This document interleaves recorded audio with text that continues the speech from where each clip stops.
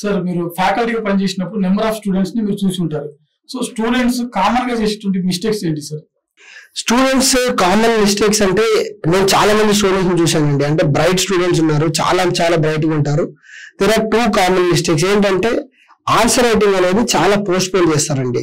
Like సరే ఎట్లా ఉంటుందంటే ఈ రోజు నేను ఆన్సర్ రైటింగ్ ఇద్దాం అనుకున్నా అంటే లేదు, నేను హిస్టరీ అయిపోయాక నెక్స్ట్ మళ్ళీ దానిపైన ఆన్సర్ రైటింగ్ రాస్తాను. మనము ఒక సబ్జెక్ట్ అయిపోతే దానిపైన ఆన్సర్ రైటింగ్ రాద్దాం అనుకున్నప్పుడు మనకి ఏంటంటే పైలప్ అయిపోతుంటుంది. లైక్ హిస్టరీ రాద్దాం అనుకుంటాం కాదు, నెక్స్ట్ జాగ్రఫీ రాద్దాం అనుకుంటాం కాదు, పాలిటీ రాద్దాం అనుకుంటాం కాదు. తీరా చూస్తే మనకి ఆ మోటివేషన్ పోతుంది. నేను అందరికీ ఇచ్చే సలహా ఏంటంటే, బికాస్ నేను చాలా మెంటర్షిప్స్ చేస్తుంటా కాబట్టి, ఆన్సర్ రైటింగ్ మొదలు పెట్టండి. ఫస్ట్ మీ ఆన్సర్స్ చాలా చాలా బ్యాడ్ గా ఉంటాయి, అంటే మనకే నచ్చవు మన ఆన్సర్స్. అట్లాంటి ఆన్సర్స్ నుంచి మీరు ఎవాల్వ్ అవుతారు.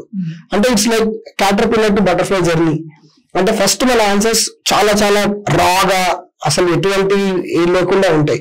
దీన్ని మెల్లమెల్లగా మనం రాసే కొద్దీ మనకు డిమాండ్ ఆఫ్ ది క్వశ్చన్ అర్థమయ్యే కొద్దీ, ఓహో ఈ క్వశ్చన్ కి ఇలా ఆన్సర్ రాయాలా అని మనం మెల్లమెల్లగా ఎవాల్వ్ అవుతూ వస్తుంటాం. ఈ ఆన్సర్ రైటింగ్ జర్నీ అనేది ఒక మినిమం 4 to 5 months ఎక్సర్సైజ్. మనం ఈరోజు స్టార్ట్ చేస్తే ఒక 5 నెలలకి మన ఆన్సర్స్ కొద్దిగా బాగా ఎవాల్వ్ అయ్యి బాగా ఉంటాయి. ఫస్ట్ థింగ్ చేసే మిస్టేక్ ఏంటంటే, డోంట్ ప్రోకాస్టినేట్. ఆన్సర్ రైటింగ్ అనేది దయచేసి మీరు డిలే చేయకండి.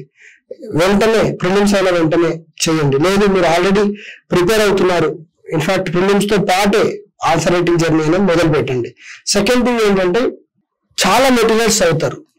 అంటే కరెంట్ అఫైర్స్ ఉందండి, కరెంట్ అఫైర్స్ కి ప్రతి ఇన్స్టిట్యూట్ ఒక మ్యాగజైన్ ఇస్తుంది ఇవాళ రేపు. మనం ఏమనుకుంటామంటే, ఓహో ఈ పలానా ఇన్స్టిట్యూట్ లో ఏముందో, ఆ ఇన్స్టిట్యూట్ లో ఏముందో, ఈ ఇన్స్టిట్యూట్ లో ఏముందో. అంటే కరెంట్ అఫైర్ మ్యాగజైన్ ని 10 ఇన్స్టిట్యూట్స్ రిలీజ్ చేస్తే అన్ని 10 ఇన్స్టిట్యూట్ ఇచ్చే మ్యాగజైన్స్ మనం చదవాలనుకుంటాం. అది చాలా పెద్ద పొరపాటు. ఎందుకంటే మీరు ఒకవేళ చూస్తే యూపీఎస్సీలో టాపర్ కూడా ఎంత వస్తుంది అంటే 56 to 60% వస్తుంది overall, including interview score. So it's not about scoring 100 out of 100. It is scoring the best possible marks. అప్పుడు ఏంటంటే you should be updated in the most relevant way. అన్ని చదివితే ఏమవుతుందంటే మీకు బేసికల్ రివిజన్ కి టైం ఉండదు. So limit your sources.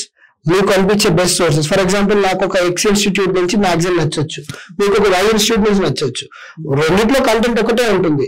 ఒకళ్ళు ఏ ముందు వేస్తారు, ఇంకొకళ్ళు బి ముందు వేస్తారు, అంతే తేడా. సో మీరు ఆ మ్యాగజైన్ ని పట్టుకొని మీరు 10 సార్లు ఒకసారి రివైజ్ చేసినట్లయితే, if you revise multiple number of times, మీకు ఆ కాన్సెప్ట్ అనేది క్లారిటీగా ఉంటుంది, రిటెన్షన్ అనేది బెటర్ గా ఉంటుంది.